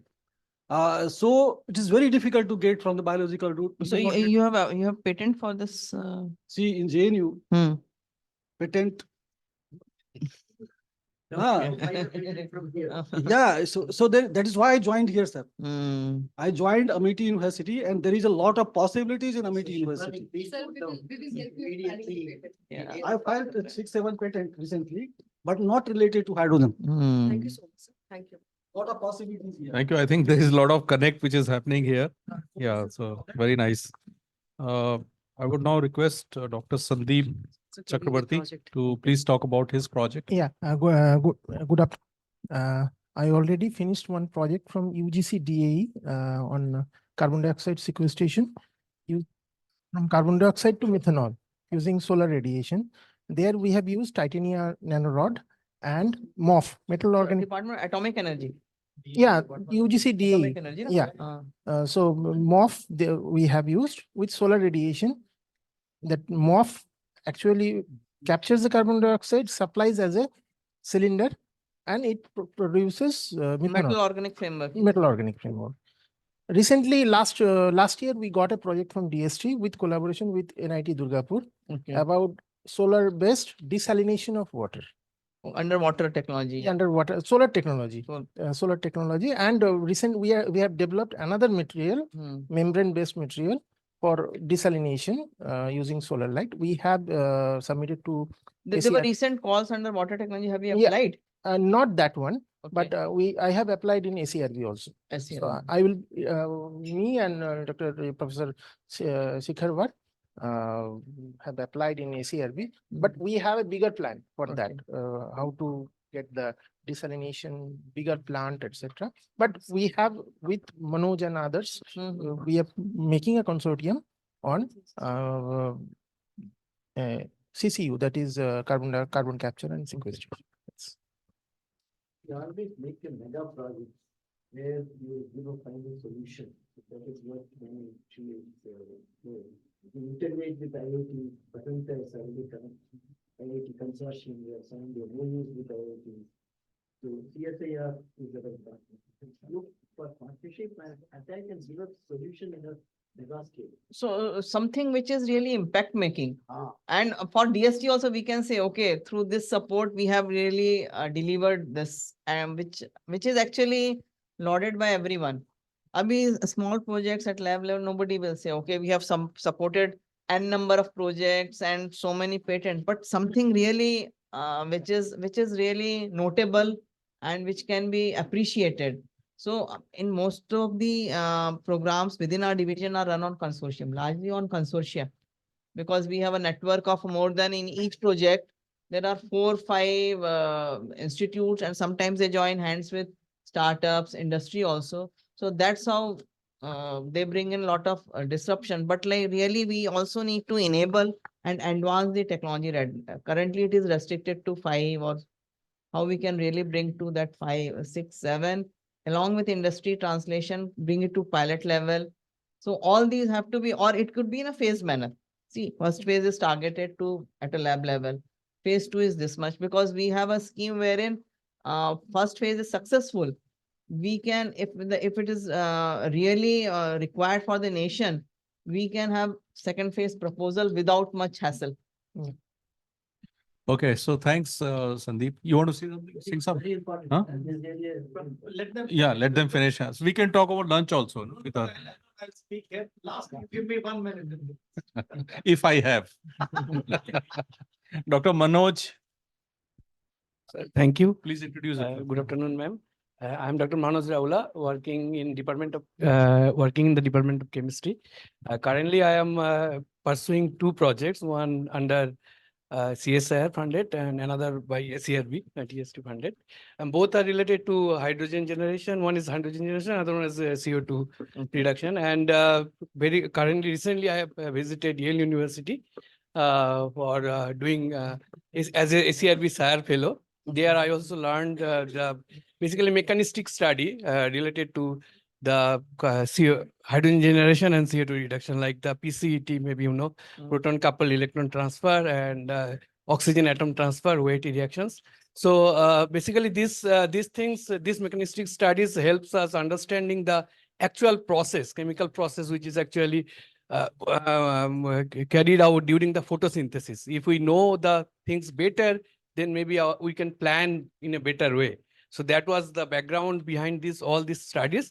But yeah, as Sandeep told, we are also in contact with Professor Sumit Sapra and others from IIT Delhi in some which is coordinated by Neeraj Sharma sir. So yeah, we are in a we are looking for bigger project. Thank you. I think Anita, what you suggested that these are projects which are being undertaken by the faculty members here. Already. They are in the first phase or second phase. What I discussed with Dr. Jain also here, we need to work on future projects, based on this. What me and Dr. Singh have been analyzing the projects here, we are talking to the faculty members that yes, you have reached this level. The next level you should now target it because you have reached only a certain level. The next level still is there. So until we reach the disruptive work, which the DST is looking for, because DST is very interested and collaborative research. That's also what Dr. Selvamurthy, Dr. Singh and myself, we are all pushing, that it's not just PI based research, which is, going to take too far for you. You can just make some publications and things like that and be happy with it. So Dr. Singh, I'll give you just 1 minute or maybe last minute. Okay. So we have online Dr. PVS Raju, if you are there, he is from our Rajasthan campus, and I think he has already done some projects related to your Himalayan mission. Dr. Raju, just yes, sir. Thank you, madam, for a very detailed talk on climate, energy, and sustainable technology. I am Dr. PVS Raju, working in MIT Center for Ocean Atmospheric Science and Technology at MIT University, Rajasthan. So I have implemented 2 projects under National Mission on Strategic Knowledge on Climate Change. One is a climate modeling and one is climate science, and another is coastal vulnerability. So we have set up with the help of DST, high performance computing server, and do the climate and weather modeling studies here. So just I wanted to know that whether what is the procedure to get the excellence of climate change center in MIT University, Rajasthan? Yeah, so you have to initially submit a concept note on Center for Excellence. My suggestion will be if on the strategic knowledge, we have already brought 13 centers. Right. You just study what those centers are doing, and you have to come out with which is not been included, but is the need of the country. What is it which you can focus on as a part of your Center for Excellence, which may be relevant to your region, Rajasthan as well, or extreme heat or something related. Right, madam. Yeah. So all those. Yeah. Sorry. So that will actually be you can say you will having an edge over others if you focus on which others have not really focused on or dealt with. What is the real need? So you come out with what focus area you need to focus on your Center for Excellence. We would be very happy, Dr. Raju, based on your work, if you can project it, a concept note to work on a Center of Excellence, because you have already traveled some distance. We can convert that into a Center of Excellence. It's a fantastic idea, Dr. Anita. Thank you very much for this idea. So now we move on. Thanks, Dr. Raju. Raju, you have a very high computational capability, no? Yes, sir. What is that? Can you describe just briefly? Ma'am, it is under a climate science project under DST. We have purchased around 5 teraflop computational speed computer and 200 terabyte storage system. So in this computing server, we are running this long-term climate runs, like 30 years or 40 years climate runs, and as well as short-term weather forecasting, like 5 days weather forecasting using 2 different models. So, and we are getting a good number of publications under these 2 projects. I think, yeah, so you are actually in a way already equipped with. Yes, sir. He has I have seen his lab. IMD. I have seen his lab. So IMD, we have a collaboration with IMD and he has a very high-end lab. Yeah, we are also having collaboration with IMD and establish the environmental monitoring server here, system here in the campus. Tropical meteorology is. Yes, sir. And Yeah. So because earlier I was told that private universities are not entitled to get the climate excellence centers. So that's what we didn't That initiate. is what she has cleared it. So I Yes, think yes. now work on the, note. Now don't talk about this because she has already given a go ahead. Now I request Dr. Avshish from AIRS. Yeah. Good afternoon, ma'am, and good afternoon all. Ma'am, I'm Dr. Avshish Kumar, working in Amity Institute for Advanced Research and Studies, Materials and Devices. I'm working with Professor Jain sir. And I have submitted a project in development of an IoT-enabled portable device for real-time detection of radioactive and other toxic metals in water. In water, Yes, ma'am. And, in the recent call. yes, ma'am. Yes, ma'am. अभी complete Yes, हुई ma'am. है Yes, call yes. जो. Yes, ma'am. Yes, yes. So we have submitted. हाँ, new proposal. New अभी उसका proposal. decision नहीं हुआ है कुछ. Only call. We have received close to in all categories 900 proposals. तो अभी उसमें industrial waste water भी था, desalination भी था, सारा था. So I think I'll request Dr. Neeraj to give me comprehensive list of Yeah, these sure. proposals. We are just only brought those people who have, project proposals, either they have submitted Mm. or they are in the process of that. Some of the samples that you have seen that people have already worked on some projects. So what can be done for that? For example, Dr. Raju about Center of Excellence, he talked about it.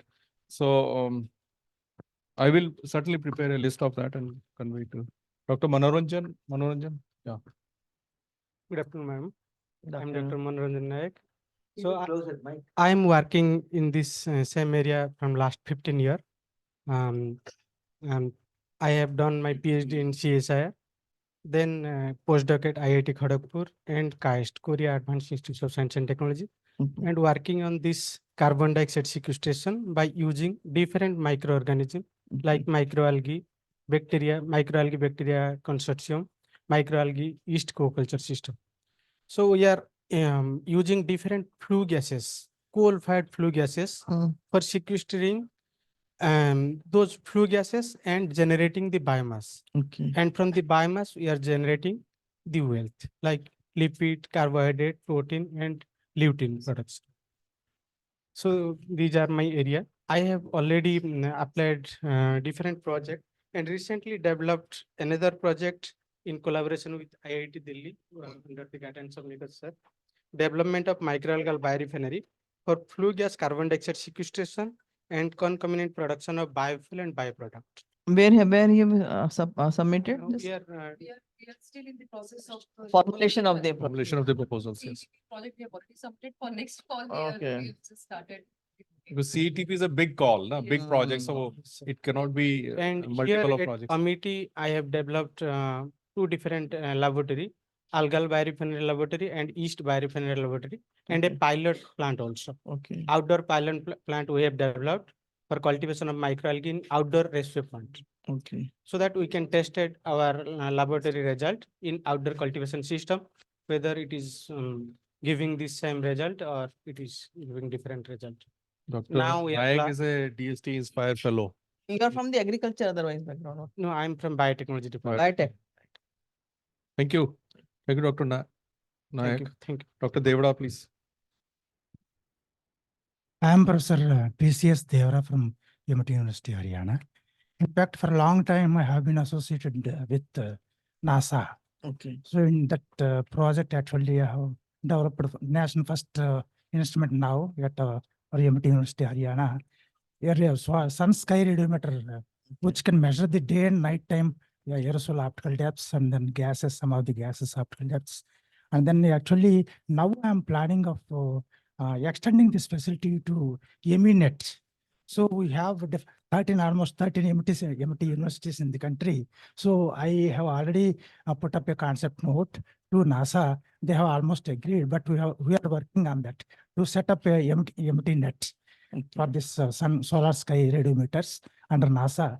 And actually what we have developed at our institute is a polarization capability That is actually aerosol. It can give the information on the shape of the aerosol, of course, which was not done so far in the country. So some of the eminent novel things are there. And then now actually we have developed the novel technology of this MT of the sun-scale odometers.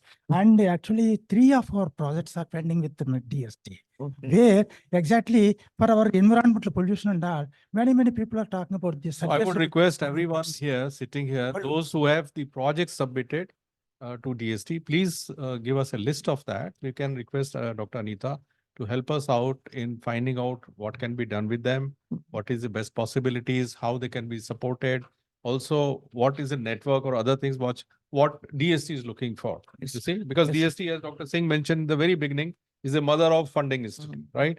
So we have to take their help and support. So thank you very much. Now I would request Dr. Saikat Datta. He's Sir, actually please. 1 minute, Hmm. 1 minute, 1 minute. Sir, I think Okay, sir. we have a paucity of time, so 1 we can minute. talk about lunch. Yes, yes. You can share with Couple me of in the projects lunch are time. pending with the Yeah, DSP. sure, you can Right? share that. Exactly, where Share that. the vertical We have a distributions are paucity of time. She has to Okay. go also. It is 1:23. So please. During please lunch, I will. Yeah. Dr. Saikat is a Ramalinga fellow. He's Ramalinga Swami fellow. He's a Ramanujan fellow. And also one more, which is the other fellowship that you received, biofuel. So he's working with us. So, thank you, ma'am, for coming, and I will just mention about the current projects that we are running shortly. One DBT project I am running with my research group is nano agriculture, which is under the Food Nutrition Task Force, and the other one is the Energy Bioscience project of DBT. So both are running. We have just going to finish 1 year of each of these projects, although it was delayed, but these are very major projects in terms of task force of the DBT. Now coming to the one of the recent major project that we had submitted in 2022, and that was rejected by DST. We hope very high on this technology or the kind of research we developed there.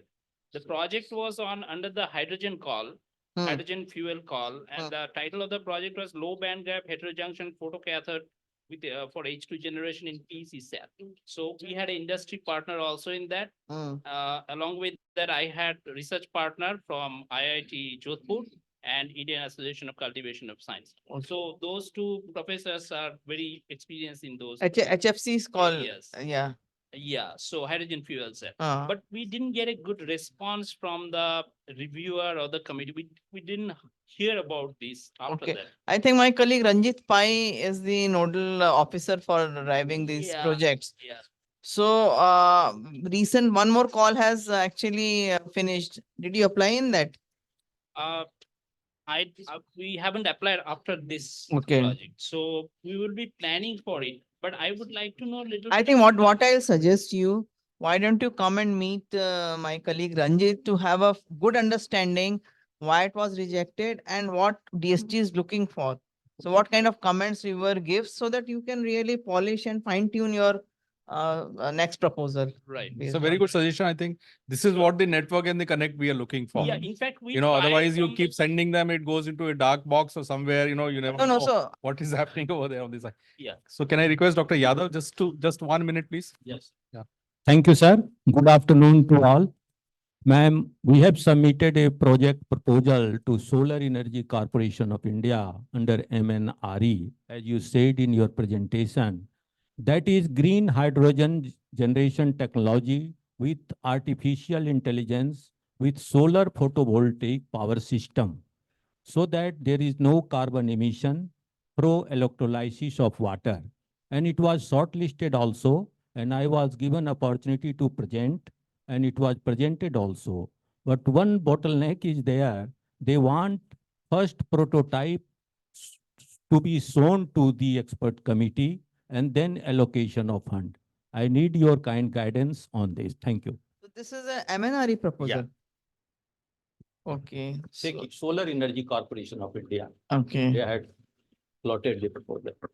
Okay, so That, we, that I need to work with MNRE because now they are the key and what conditions they Yeah. have put in. That is For- green hydrogen. Okay. okay. So we will work on it and discuss with her on this. Dr. Verma, please, Shivani. She's Good one afternoon, of ma'am. one of the Thank you for the wonderful presentation. So I basically work in the domain of artificial intelligence, and we are working on a defense project that is AI based. And as mentioned in your presentation, we have worked in number of domains actually. We are working in collaboration with Air Force. We are developing an AI model for climate prediction, like how to predict hail and storm 2 to 3 hours in advance on defense airstrips. We have also developed a model for prediction of forest fires using SAR images. We are also developing a blockchain model for the supply chain management.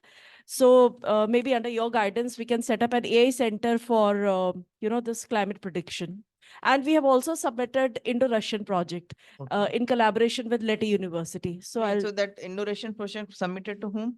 I am not sure about the name. Within DST? Yeah, to DST, yes. Okay, I think as I requested that kindly share all these details with Dr. Yeah. Neeraj, who can pass it on the complete list. Yeah, I'll do Then we that. can. I'll do that. Thanks, Dr. Shivani, Thank you, ma'am. for your kind participation. Now I request Dr. Tanu Jindal to briefly, just in about 1 minute or so, because we are short of time.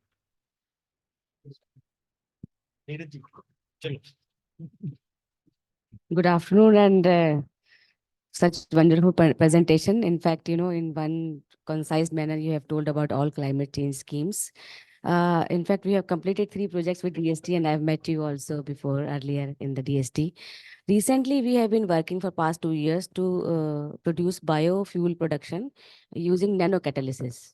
So in that, flocculation would be increased, plus trans-esterification process would be enhanced for biofuel generation. So we would like to submit that project. And you have said that you have collaboration with ONGC, IOL and HPCL as well. So we would like to collaborate with ONGC since they also have a mandate for biofuel production.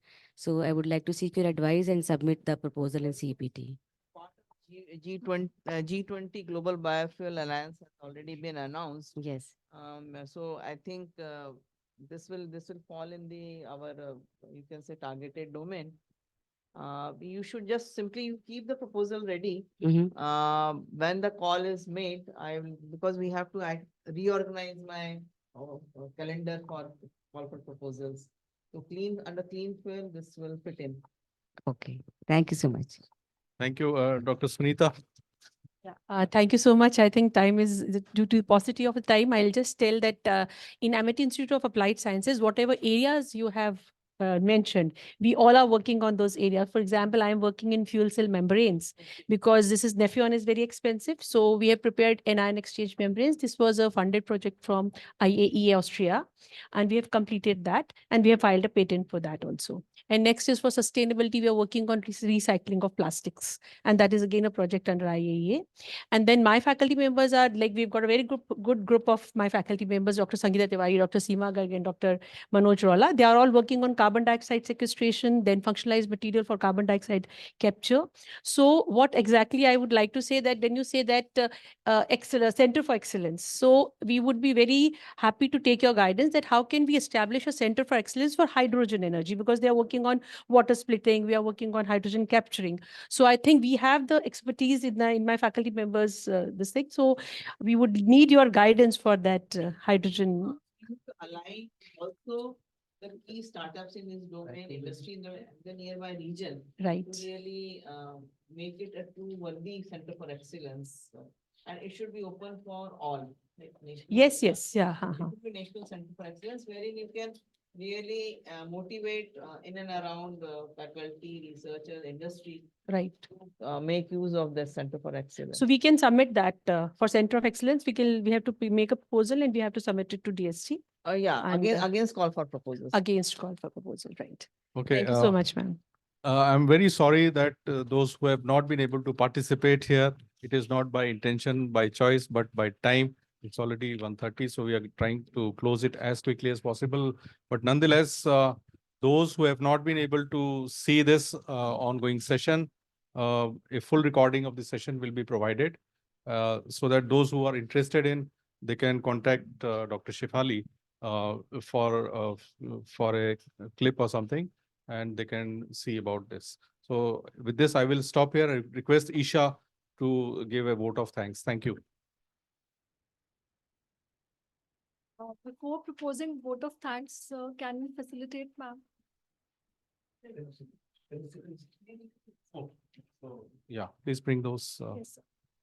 So I request Selvamurthy sir, Neeraj Sharma sir, AK Singh sir to kindly felicitate ma'am. I request all the present members to kindly applaud for ma'am.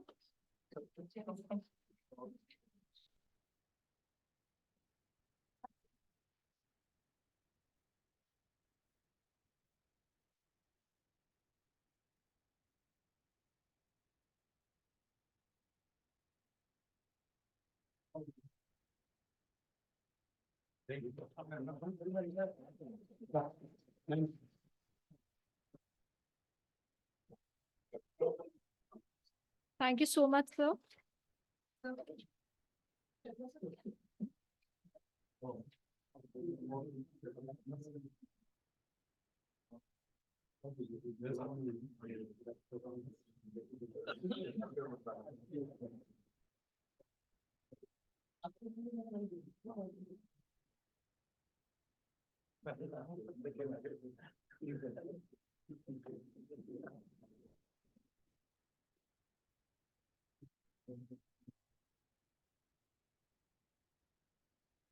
Thank you so much, everyone.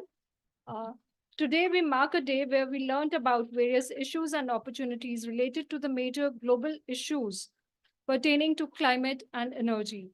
We all pledge to work hard and smart to address these challenges in the optimal way and make some valuable contribution to the mission and vision of addressing the global problems. I extend my heartfelt gratitude to Dr. Anita Gupta ma'am for her valuable presence and motivating all of us to contribute in this endeavor. Ma'am, your presence, enthusiasm, and contributions have truly made this event memorable. My gratitude to Honorable Founder President Sir for blessing us and trusting us to drive the event successful and to bring good outcomes out of it. We are thankful to Dr. W. Selvamurthy Sir, Dr. Neeraj Sharma Sir, Dr. AK Singh Sir for their endless guidance and support always. I extend my gratitude to all the present members here for their presence and making the event more meaningful. Thanks to IT team and the admin team for the necessary support which we require. Team is the one who makes the occasion more memorable. Thanks to Dr. Shifali Kashyap, Ms. Kamakshi Parsai, Mr. Avinash Chauhan, Mr. Digvijay Upriti, and the entire SNT warriors for their continuous support. Thank you everyone for the day.